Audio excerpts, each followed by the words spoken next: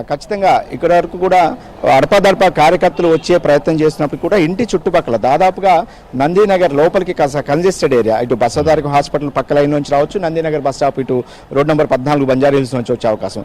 అన్ని ద్వారాలను కూడా రోడ్డుకి కేసీఆర్ నివాసానికి దాదాపుగా 4 వైపులు ప్రధానంగా 2 ద్వారాలతో పాటు ఇంటి వెనుక ఇంటి ముందు చిన్న చిన్న గల్లీస్ను కూడా అంటే చిన్న చిన్న సందులను కూడా వాళ్ళ హ్యాండ్ ఓవర్లకు పోలీసులు చేసుకుని చాలా క్షుణ్ణంగా పరిశీలించిన తర్వాతే అందరినీ లోపలికి పంపిస్తున్నారు.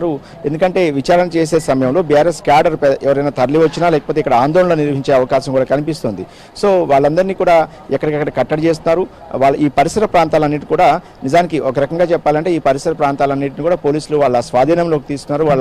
వాళ్ళ హ్యాండ్ ఓవర్లో ఉన్నాయి. ఈ రోజు కాదు రాత్రి నుంచే ఈ పరిస్థితిని అంటే పోలీసులు ఇక్కడ బారికేడ్స్ ఏర్పాటు చేసి పూర్తిగా క్షుణ్ణంగా పరిశీలించిన తర్వాత కూడా మీడియా మీద కూడా ఆంక్షలు ఉన్నాయి. ఎవరిని కూడా ఈ నివాసం దగ్గరికి వెళ్ళనిచ్చే పరిస్థితి లేదు.